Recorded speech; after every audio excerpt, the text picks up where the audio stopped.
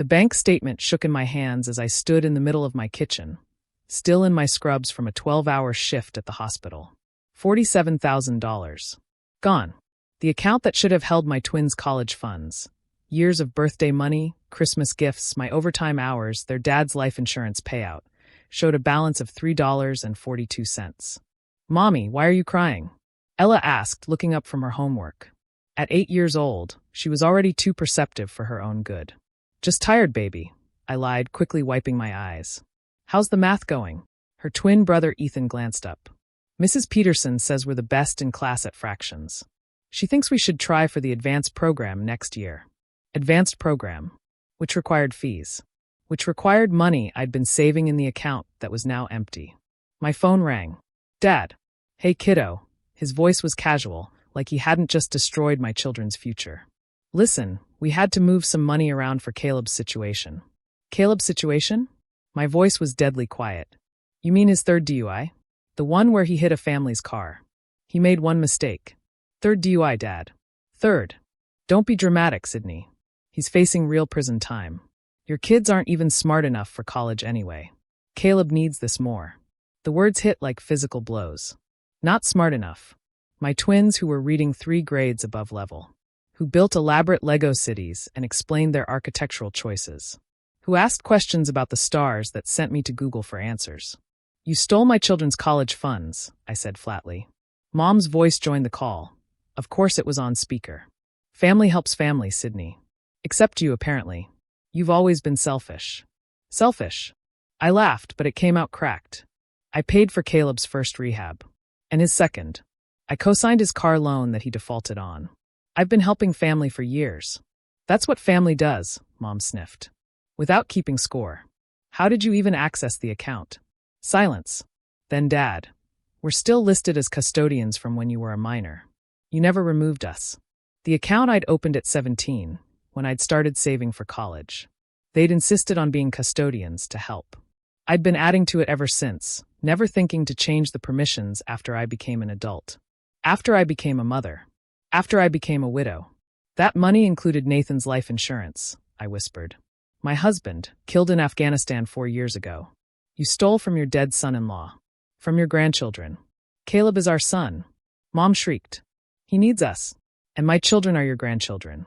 But I guess they don't count. Not if they're going to be ungrateful like their mother," Dad said coldly. "Maybe this will teach you about priorities." They hung up. I stood there, still in my scrubs, staring at my children doing homework at the kitchen table. The same table where I'd taught them to count using the college fund savings as an example. Every dollar we save is a dollar toward your dreams. Now their dreams were funding their uncle's bail for his 3rd drunk driving arrest. "Kids," I said, my voice steady despite the rage building in my chest. "How about pizza tonight?" They cheered. Such simple joy. Such trust that Mom would handle everything. Mom was about to handle everything, all right. They had no idea what was coming next. While the twins ate pizza and watched a movie, I made calls. First to the bank, confirming what I already knew. As custodians, my parents had legal access. The withdrawals were legitimate, even if morally bankrupt. Next, to my friend Maria, a forensic accountant who'd helped with Nathan's estate. "They really emptied your kids' college funds for bail money?" She sounded disgusted. "Sydney, who does that?" "My parents, apparently." "Maria, I need you to do some digging. My dad owns a construction company. My mom runs a daycare. There's no way they had to drain my kids' funds unless they're in financial trouble themselves," Maria finished. "Send me everything you have. Business names, tax IDs, whatever." My third call was to my brother-in-law, James, a real estate attorney. "They did what?" His explosion was loud enough that I had to pull the phone from my ear. "Nathan would have Jesus, Sydney. What do you need?" "Information. Dad's always bragging about his real estate investments. The rental properties, the vacation home. I need to know what's really in whose name. On it. Sydney? I'm sorry. Nathan would be sick over this. Nathan, who'd made me promise to take care of our babies. Who'd spent his last deployment setting up their college funds because education is the one thing no one can take from them. Except someone had taken it. The grandparents who should have protected them. I spent the rest of the evening researching, planning, and most importantly, documenting. Every text, every email, Every family gathering where Caleb's latest disaster was excused while my children's achievements were dismissed. The pattern became clear. Golden child Caleb could do no wrong. Even his DUIs were mistakes or bad luck. Meanwhile, I was the daughter who abandoned the family by joining the Air Force, marrying a soldier, and moving 40 minutes away. But the real goldmine came from social media. My parents, like many their age, didn't understand privacy settings. Their entire lives were on Facebook for anyone to see. Dad's construction company page. Multiple complaints about unfinished jobs. Projects that looked suspiciously substandard. And interestingly, several posts about big contracts coming soon that never materialized.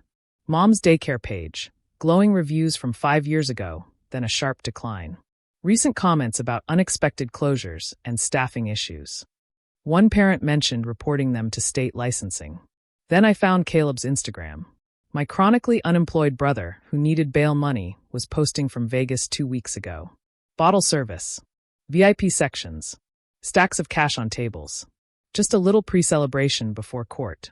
#YWLO #blesslife. Pre-celebration. Before his third DUI court date. Using what I now suspected was my children's college money. Maria called back at 10 p.m. "Sydney, you sitting down? Hit me. Your dad's construction company is hemorrhaging money. He's been taking deposits for jobs he never starts, using the money to pay for previous jobs he underbid. Classic Ponzi scheme structure. Your mom's daycare lost their license 6 months ago for safety violations. They've been operating illegally. How are they not in jail? Because they're using family money to stay afloat. I found 3 mortgages on their house. The rental properties? Sold last year. The vacation home? In foreclosure. Everything clicked. They hadn't taken my kids' college funds for Caleb's bail. They'd taken it to survive, and used Caleb as an excuse. Maria, is what they're doing illegal? The business stuff? Fraud, definitely. Operating without licenses. Tax evasion, probably.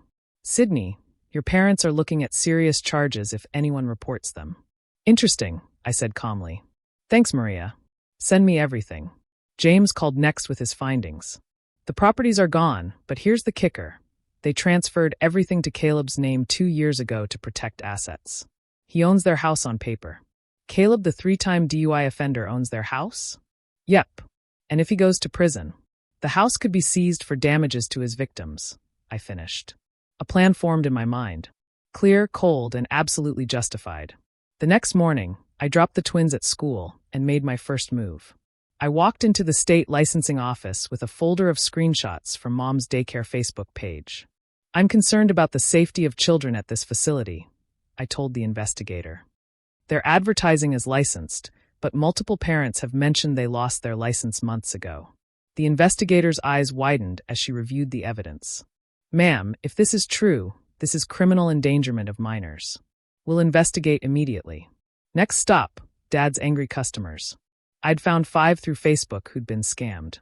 I gave them the number for the contractor's licensing board and the Attorney General's fraud division. I thought I was the only one man said near tears. He took $30,000 for my mother's bathroom renovation. She's in a wheelchair. We've been waiting 2 years. You're not alone, I assured him. File the complaint. Today. But the masterpiece was Caleb. I sent anonymous tips to his DUI victims' lawyers about his Vegas spending, complete with screenshots. About his hidden assets, the house. About his parents' financial fraud that funded his lifestyle. Then I sat back and waited. The first domino fell within a week. The daycare was raided by state investigators. Mom was arrested for operating without a license and endangering minors. The news made the local papers. Unlicensed daycare owner arrested. Parents demand refunds. Dad's business crumbled next. The contractor's board suspended his license, pending investigation. Previous customers came forward. The Attorney General opened a fraud case. His mugshot appeared under local contractor accused of multi-year fraud scheme. But Caleb? Caleb was the crescendo. His victim's lawyers successfully petitioned to have his bail revoked based on the Vegas evidence. He was living lavishly while claiming poverty to avoid paying damages. The judge was not amused. Back to jail he went. No bail this time. Then the house. Since it was in Caleb's name, and he owed hundreds of thousands in damages from his DUIs, the victim's lawyers placed liens. My parents, living in Caleb's house, received eviction notices. 3 weeks after they'd stolen my children's futures, my parents had lost everything. The calls started immediately. What did you do? Mom screamed through the phone. You reported US? I reported crimes, I said calmly. Just like you taught me. Right and wrong, remember? We're facing prison. Your father could get 10 years. I could get 5.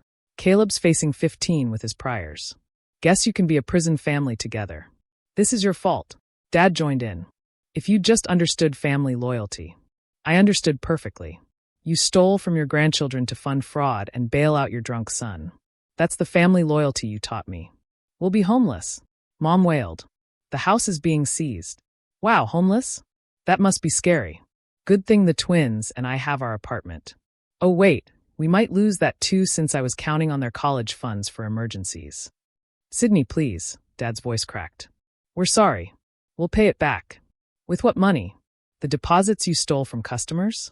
The daycare fees you collected illegally? Or maybe Caleb's Vegas funds?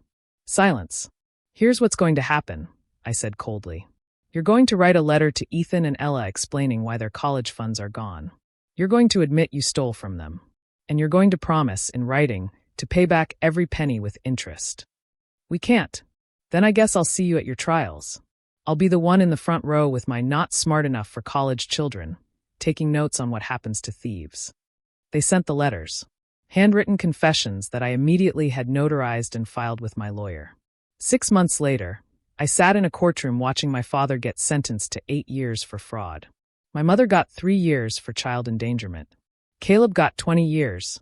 The judge threw the book at him for his 4th DUI. He'd driven drunk to his bail hearing, and the financial crimes.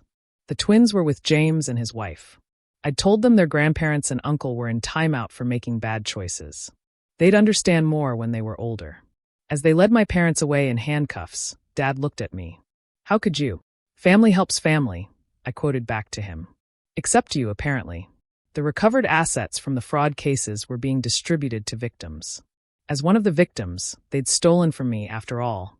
I was entitled to compensation. It wouldn't fully replace the college funds, but it was a start. That night, I tucked in my brilliant, kind, resilient children. They were already talking about their school science fair, bubbling with ideas about renewable energy. Mommy, Ella asked, will we still be able to go to college? Even without Grandma and Grandpa's help. I kissed her forehead.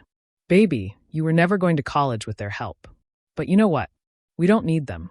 We've got each other, and that's worth more than any fund. Plus, Ethan added seriously, we're really smart. Mrs. Peterson says so. The smartest, I agreed, hugging them tight. They'd taken the money meant for my children's dreams. So I took their freedom, their homes, their reputations, their futures. An eye for an eye? No, a future for a future. They thought my kids weren't smart enough for college. Turns out, they weren't smart enough to steal from a mother scorned and not face the consequences. They had no idea what was coming next. But now they had 8 to 20 years to think about it. And somewhere, I hope Nathan knows I kept my promise. Our babies are protected. Even if I had to burn down everything else to do it. Family helps family. I helped my children by removing the family that would only ever hurt them. That's what real parents do.